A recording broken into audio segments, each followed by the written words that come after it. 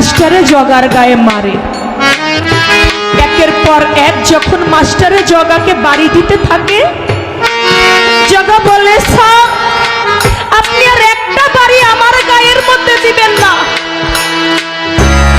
বলে কেন? বলে আমাকে যিনি আমার দীনবন্ধু, আমার গোপাল বন্ধু আমাকে যখন এই দইটা হাতের মধ্যে দিয়েছিল, তিনি বলেছিল জগারে কারো হাতে দইটা দিস না, তুই তোর হাত দিয়ে সবাইকে দইটা বিতরণ করিস, তাতে দইয়ের কোনো কমতি পড়বে না। আপনি আমাকে একটা বারো আর মারবেন না, আমি আপনার 1000 লোককেই আমি এই এক টুপা দই থেকে আমি খাওয়াবো। বলে কেমনে সম্ভব তুই খাওয়া? জগা দইয়ের টুপাটা হাতে নিয়ে 1 চামচ করে দই সমস্ত অতিথিদের বিলাইতে লাগলো। সবাইকে বাবা খাওয়ানো যখন শেষ, তারপরেও অর্ধেকটা দই টুপার মধ্যে রয়ে গেল। মাস্টার অবাক হয়ে গেছে, কিরে জগা 1000 মানুষকে এক টুপা থেকে দই খাওয়াইলি, তার মধ্যে অর্ধেকটা দই রয়ে গেল, তুই এই দই পাইছস কই? আমার এটা তোর বলতে হবে, তুই কই পাইছস এই দই? 1000 মানুষকে খাওয়াইলি, ছোট্ট একটা টুপা দই, তারপর শেষ হয় না? বলে এটা আমার গোপাল বন্ধু দিছে। বলে কোথায় তোর গোপাল বন্ধু? আমি তাকে দেখতে চাই। বলে তাহলে আমার সাথে আসেন। ওই জঙ্গলে গিয়া ডাক দিছে, দীনবন্ধু রে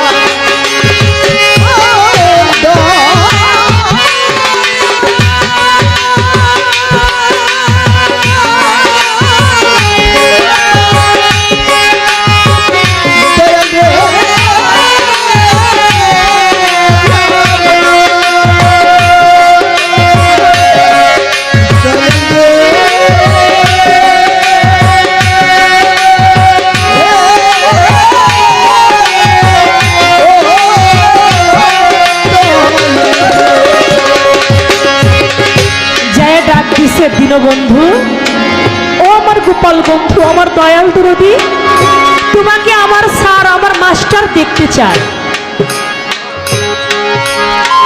আইসা সামনে দাঁড়াইছে, বলে স্যার এই দেখেন, এই যে আমার গুরু, এই যে আমার দয়াল।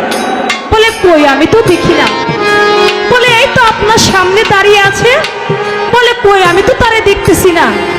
শ্রীকৃষ্ণ মহাপ্রভু ডাক দিয়া জগারে কয়, জগারে আমারে কোনো অভক্ত দেখতে পারবে না। আমাকে দেখতে হইলে তার ভক্ত হইতে হবে রে। যে আমার ভক্তকে ভালোবাসে না, আমিও তাকে ভালোবাসি না। তাই আমাকে দেখতে হইলে তার ভক্ত হইতে হয়। বাবা ওই রকম মুর্শিদকে দেখতে হইলে, আমার রুস্তুম চাঁদকে দেখতে হইলে, আমার দয়াল নবীকে দেখতে হইলে ওই রকম ভক্ত হইতে হবে।